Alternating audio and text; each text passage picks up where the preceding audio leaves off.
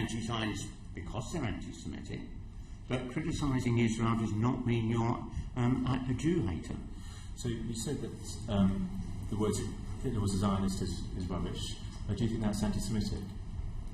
Hitler was anti-Semitic, no doubt, from his teenagers. So to say Hitler was a Zionist, you said earlier that's rubbish. Would you say that to say those words is anti-Semitic? No, I mean, Hitler was not a Zionist. We know that. Yeah. And we know that's rubbish. You said it's rubbish earlier. So I'm asking if someone posted out the words Hitler was a Zionist, would you characterise that as being anti-Semitic? I characterise it absolutely stupid and untrue. I mean, whether or not it's anti-Semitic. Would you agree that it's anti-Semitic? I mean, do you not? Well, if you okay. I mean, okay. Will you answer it? Do you think it is anti-Semitic? I'm not going to disagree that it isn't anti-Semitic. I just think it's so wildly untrue. So, do you think it's anti-Semitic to say that, for say, a newspaper editor to portray the Prime Minister of Israel wearing an SS uniform, doing a straight-arm salute, and standing on a pile of skulls? Would you determine that as anti-Semitic? No, it's not, because the instance you're talking about was back in the 1982 when we had the situation that Israel had invaded the Lebanon and the Sabra and Shatila camps with only women and children and elderly men. I don't need the history. They were all slaughtered. If this was as Mayor of London, this was one of the London newspapers that was going out, and if it got into your newspaper, this portrayal, would you have allowed it? I did allow it. I mean, it was in the Labour Herald, and it depicted Prime Minister Begin standing over a pile of the corpses in Nazi uniform, and the reason we did that was we took our cue from Albert Einstein, because when Begin visited America in 1948 to talk to American politicians, Albert Einstein got a leading group of American Jews to send a letter saying that American politicians shouldn't meet with Begin because, and I quote, Begin's party is closely akin to the Nazi and fascist parties. And I believe that to be true. In terms, do you agree with the Macpherson definition of racism? Could you? No, I'm 71 on Friday, and I've left my hearing aid at home. If you could do you agree with speak up. the Macpherson definition of racism? Do I? An easy question. The Macpherson definition of racism. Yes, we adopted that when I was mayor. And so do you accept that your remarks that you made are viewed by many as racist by the vast majority of Jews and their collective communal representative bodies? Do you agree that that's what they view as being racist? If they have heard the things that I'm alleged to have said, they can feel that. Yeah, but you just said you agree with the Macpherson definition that a racist incident is any incident which is perceived to be racist by the victim or any other persons. Well, I'm telling you that a vast majority of Jewish people and the community representatives say what you have said is racist. So you accept that it is. But one thing that struck me, the people that have approached me on the streets these last 5 or 6 weeks, the number that have been Jewish saying, don't MPs read about history? I know what you said is true. But you hold to the first definition that we don't need to go out to the man on the top, tapping on the bus or the man on the street. But if there's a group of people, community representatives and others that feel that as victims that you have effectively said things that are racist, that it has been investigated as racism. But if those... You agree with that? No, what I'm saying is this. If those people had heard what I actually said, which is that Hitler supported Zionism, as opposed to seeing on television a Labour MP screaming I was a Nazi apologist. But of course, if they think I'm a Nazi apologist, they're going to think I'm anti-Semitic, and that's deeply offensive. But most Jews are well educated, have done their history, and they know what I said was true. But if we look at, so you're basing on truth, and you fought a number of elections in London, and if I was to look into recent electoral history, I'd look to your manifestos for London as to the policy that you ran on. That's a fair enough comment. And so you said in your interesting discussion with John Mann, after your comments, you said that it was the policy of the Nazis in 1932, that was the policy they ran on in 1932, that Jews should be moved to Israel. So naturally speaking, we don't need to delve around 1978 articles or other so-called historians. We should look to the Nazi manifesto of 1932. Have you read it? Pardon? Have you read the Nazi manifesto? No, I've read the reports about it in the histories I've read at the time. So I haven't got a copy of Hitler's manifesto. why not? If you're going to really hold on to this commitment, this remark that you'll know is controversial, you'll know it has offended many people or individuals, then surely, as a politician of old, you'll know that the first place you look is the manifesto. You haven't read it? I haven't got a copy of Hitler's manifesto. Can I invite you to I was dead. He was dead before I was born. Perhaps you'd want to look into history and read it, and you will not see any policy around that you said is truth. Hitler went into that election saying his policy was to move Germany's Jews to what was in Palestine. He said you're it basing that on he said in articles? 1920. I've just given you that quote. Well, you're not basing it on any manifesto that was around at the time. Well, hang on. My main point at that time was to try and make sure that John Mann didn't get... I was not trying to work John Mann up in case he took a swing at me. Frankly, I was trying to calm him down because he seemed to be on the edge of violence.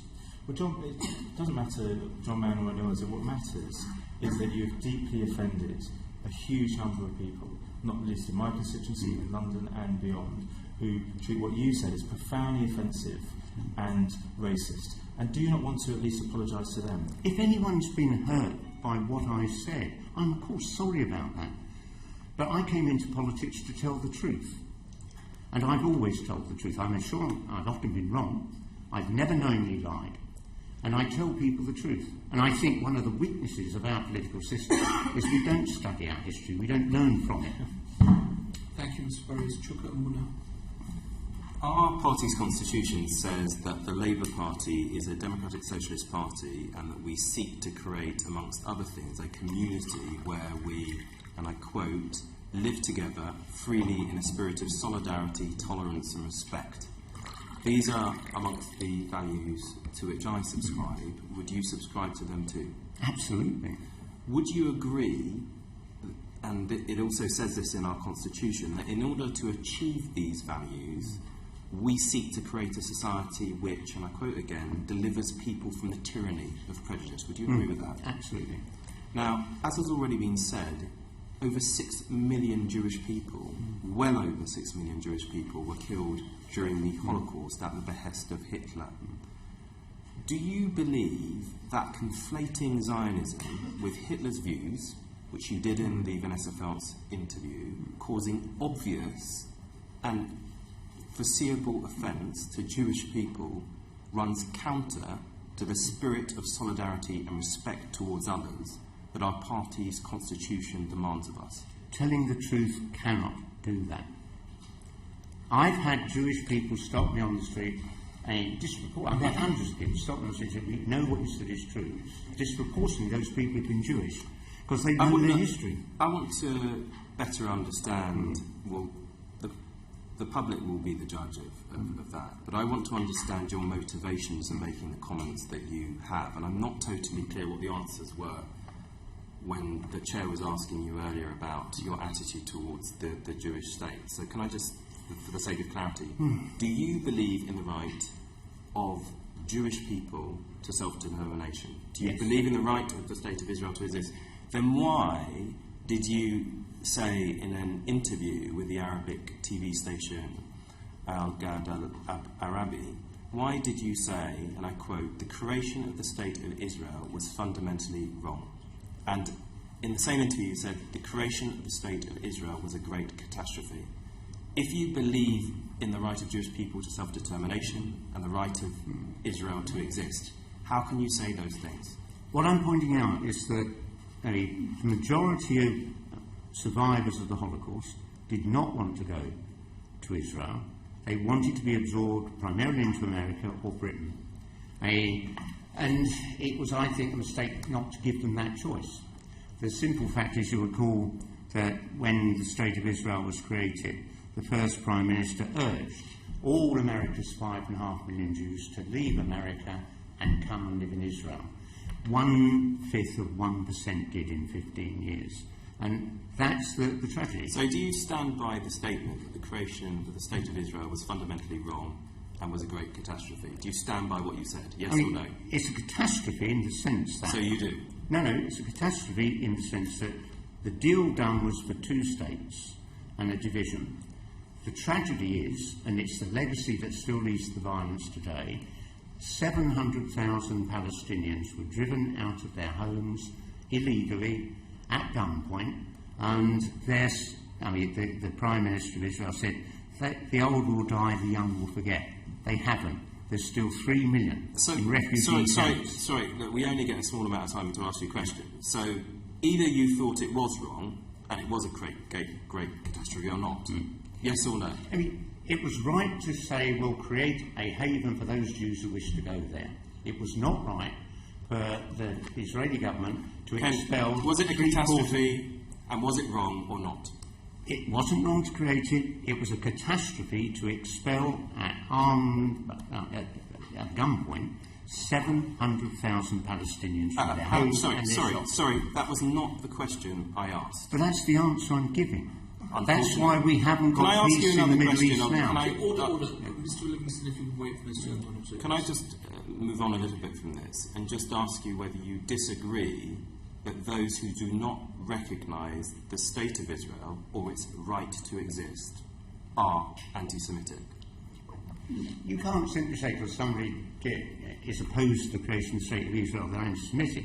So hang on just a minute. If a person thinks that the state of Israel does not have the right to exist, you don't regard that as anti-Semitic? Many of them will be anti-Semitic, some won't. Let's not forget, we promised the Arabs an Arab government. I don't need a history lesson. I just need a straight answer to my question. The British government lied.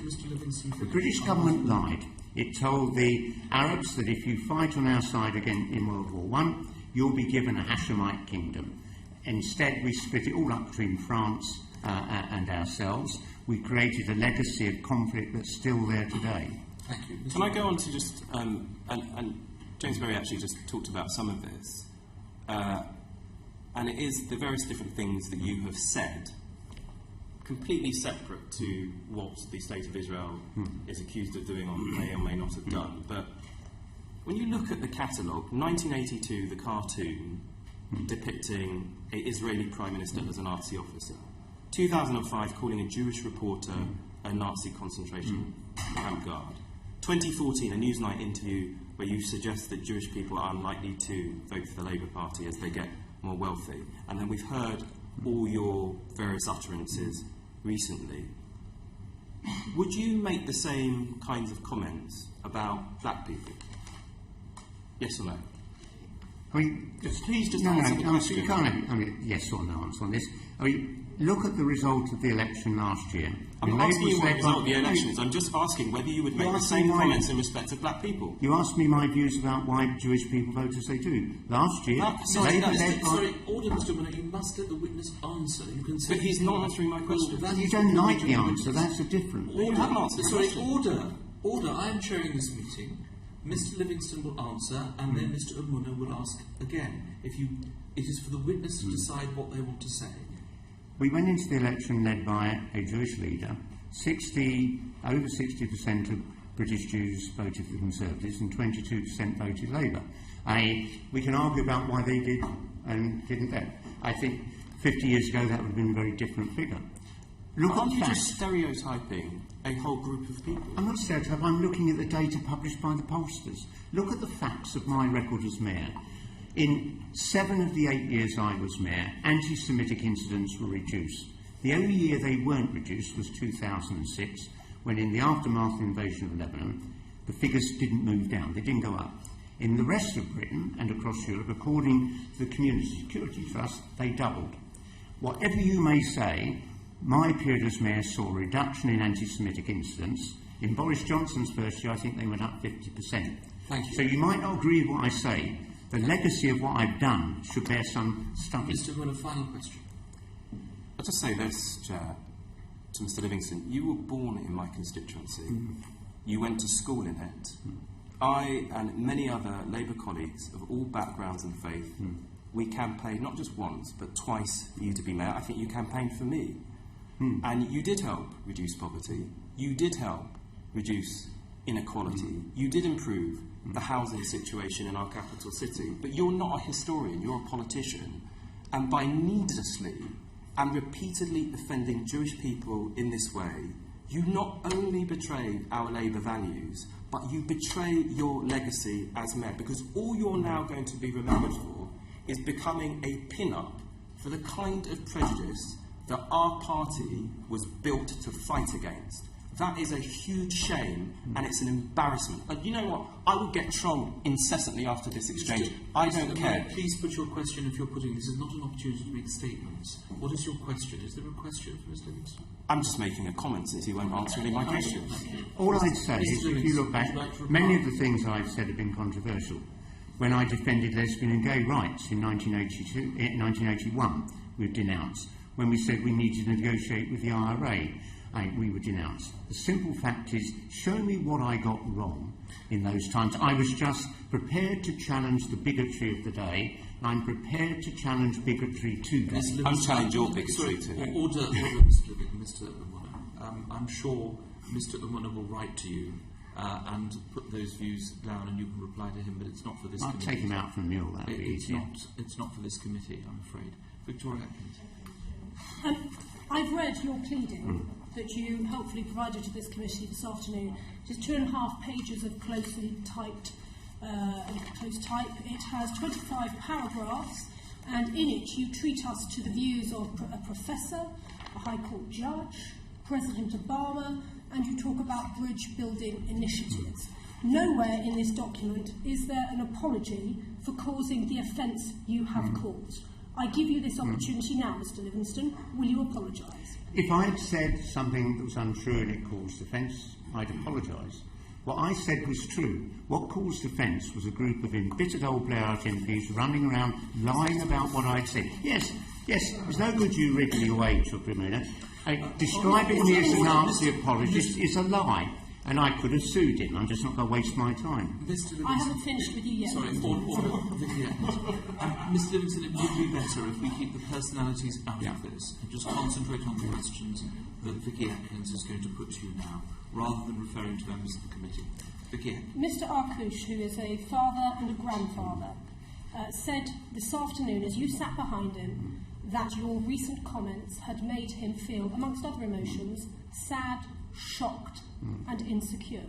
Do you apologise to him personally for your comments? You should remember what he also said. He claimed that I had said Hitler was a Zionist. That was the lie that was peddled in the aftermath of my interview. I didn't say that. You can go and listen to the recording. I said he was a supporter, but he's one as a Zionist. He was anti-Semitic.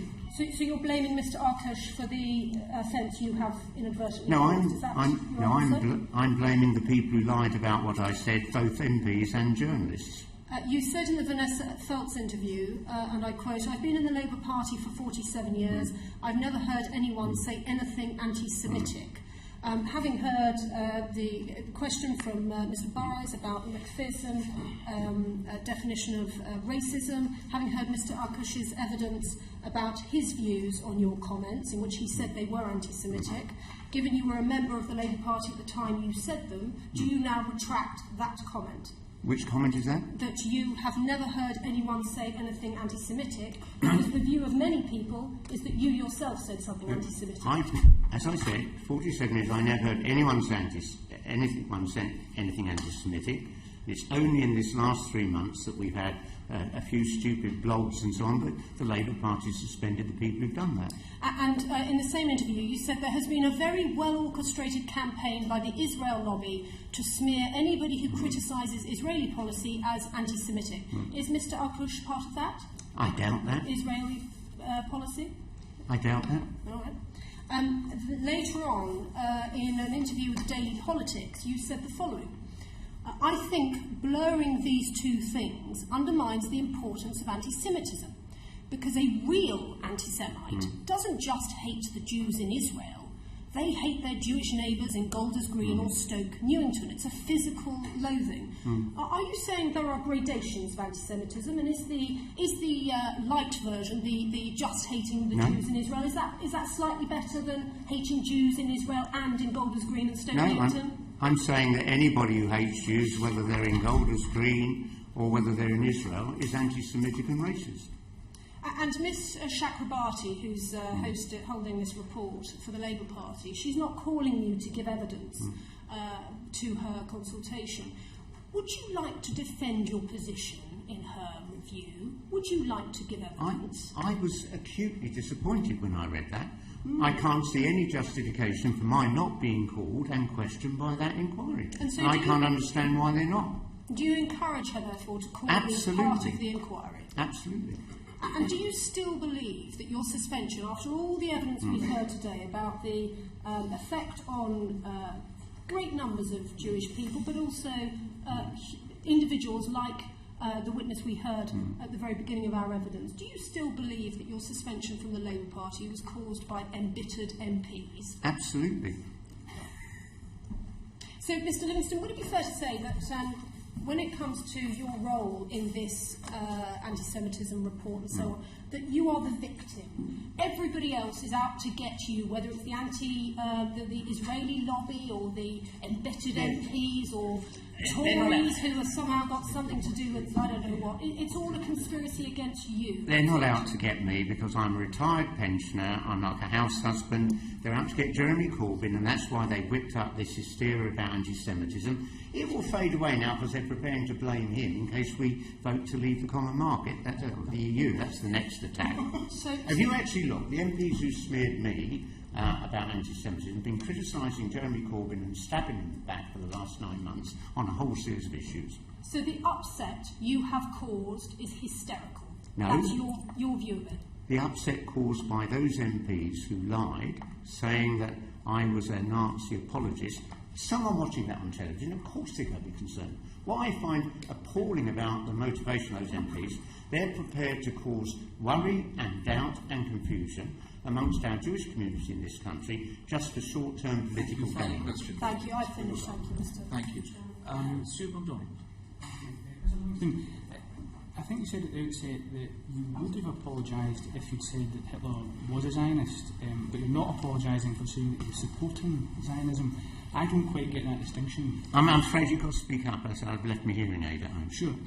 You said at the outset that you would have apologised and you would have been wrong for saying that Hitler was a Zionist, but you're not going to apologise for saying that Hitler supported Zionism. I'm just not clear on the distinction why you'd apologise for one and not the other. As I've read out from the various quotes, and if you want I can leave you the history document that has got all that stuff in. I mean, Hitler did support Zionism, not because he didn't hate Jews, but he saw that was the way of getting rid of them. And why would I apologise for stating his fact? You wouldn't ask me to apologise for saying 2 + 2 makes 4.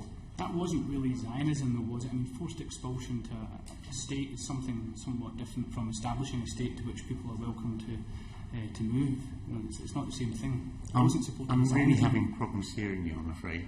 Surely you recognise that that isn't supporting Zionism. Creating a state and forcibly expelling people to it is very different from having a state that's established and then people are welcome to move to it. He supported the Zionists because by doing that deal, the Zionists undermined the worldwide boycott of German goods that were organised by Jewish groups all over the world. In 1937, I think it was August, there was a meeting at the German Foreign Ministry of senior Nazi officials, all worried that the movement of Jews to what was then Palestine could lead to the creation of a Jewish state which would become a focus of anti-Nazism. And they were recommending to Hitler that he stop that. Hitler directed them to continue to move the Jews to Palestine. Right, putting aside these historical debates and putting aside your view that there isn't a problem with anti-Semitism in the Labour Party, you must surely accept that the relationship between that party and the Jewish community is now at what we might say is a low ebb. How would you advise Jeremy Corbyn to repair that relationship? I mean, we've actually got to demonstrate through Shami Chakrabarty's study that we've had a look at this. It will be published. I suspect that she will come back and say, yes, you've had a handful of people who joined the Labour Party in this last big insurge of people who have said anti-Semitic things. They've been suspended. But there's no inherent anti-Semitism in the Labour Party any more than there's any form of racism.